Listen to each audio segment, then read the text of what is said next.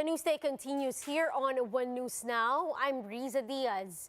Presidential candidate Yodi de Guzman and running mate Walden Bello made their way to Mindanao to woo possible voters in the upcoming May elections. Let's get updates. On the line is JC Cosico. JC, good afternoon. How has the Mindanao tour been for the Guzman and Bello tandem? Riza, it's been a jam-packed schedule for the Guzman and Bello after kick-off day 2 of their Mindanao campaign.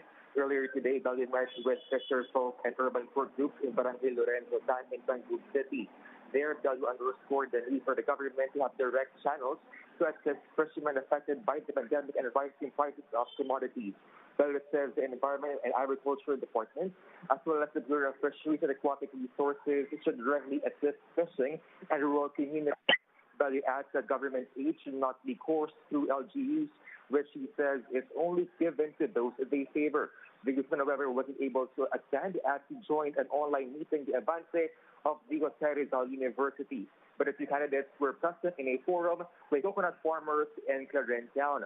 Both promised to push through coconut levy reform for the interests of farmers. They also met with women's groups in Tudela Town before heading back to Adames for a forum on electricity. Riza, apart from Misamis Occidental, that the tandem is also set to visit Misamis Oriental, El Norte, Davao del Sur, and Davao de Oro until March 16. This before they head back to Manila for some engagement, and just in time for the Comelec-sponsored debate on March 19 and 20. Riza. Thank you for that update. That was JC Cosico. Meanwhile, ride-hailing applications have new competition as one company introduces the latest addition to its services. Laila Pangilinan with the report. Ride-hailing applications have been very convenient, especially during the pandemic. One example of this is JoyRide. Commuters can use the app to hail a motorcycle ride and for deliveries. But aside from this, it has just launched a new service called JoyRide Car, which was recently accredited by the LTFRB. Brushing off the competition by other apps with the same service, JoyRide Senior Vice President Noli Ayala has this to say. Now that there is another option in the market, all of the players are now forced to provide better service. And the winner eventually is simply the market. The riding public, the driver partners that will be provided better support, better incentives. The latest edition also promises cheaper rates, especially during rush hour when fare increases. Ayala, however, admits that the consecutive oil price hikes is a challenge, and they also need to strike a balance between their patrons and driving partners. But to soften the blow of the hikes, JoyRide constantly coordinates with authorities. Nakasama kami dun sa pagtitipon, yung hearing ng Congressional Ad Hoc Committees sa General Appropriations Act of 2022. Kasama ang subsidiya sa TNVS drivers and operators. They are also in talks with gas companies for a possibility of fuel subsidy to JoyRide drivers. Binubuksan po namin yan sa lahat ng mga kumpanya. Although right now, ang Caltex po meron ng. Meanwhile, to ease the worry of commuters, the company assures that they provide a safe ride and that they comply with the health and safety guidelines at all times. For News 5, Laila Pangilinan, we are One News. We'll be back with more stories after the break. Keep it here on One News.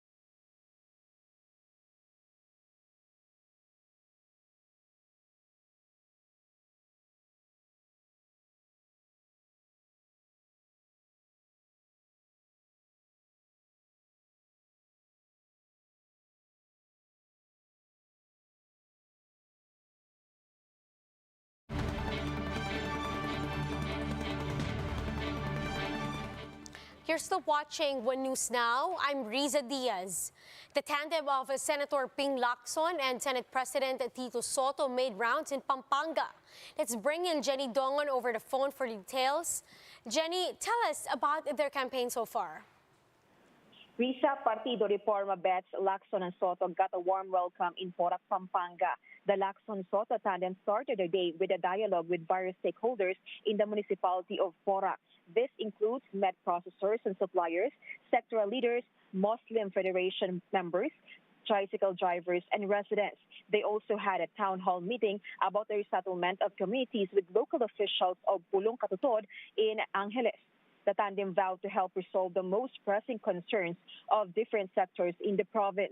During the question and answer portion, a resident asked them what will be the first thing that they will do once elected, to which Soto responded, saying they will sign a waiver to make their bank deposits available to the public. He also expressed gratitude for the slight increase in his satisfaction rating during the fourth quarter of 2021. As for the rising prices of fuel, the tandem called on oil firms to delay hikes for their remaining stock. Lacson and Soto ended the campaign trail today in Angeles City here in Pampanga. Riza. Thank you for those updates. That's Jenny Dongon. Let's now take a quick look at today's other top stories. The Transportation Department has launched an automated fare collection system which aims to provide a contactless payment option. Called Jeep Pay, the cashless and cardless predictive mobile app caters to PUVs, transport operators, and commuters all in one unified platform. Rights group Karapatan condemns recent attack on journalists, citing the charges against news site Rappler and the assassination attempt on Baguio-based journalist Aldwin Quitasol. It also called out Solicitor General Jose Carida's petition against Rappler's fact-checking deal with COMELEC. And the Foreign Affairs Department reports that over 300 Filipinos have left Ukraine amid the ongoing invasion in Russia in the country. Of this number, some 150 OFWs have been repatriated, 159 will have already been evacuated to neighboring countries. Now, for more updates, visit News 5, the Philippine Star, and Business World Online. Visit our website, onenews.ph, for more in-depth analysis. You can also catch One News and Signal Play app. Register for a free account now at www.signalplay.com and stream One News live anytime, anywhere. I'm Riza Diaz. Mask on, wash hands, and stay safe, Philippines. We are One News.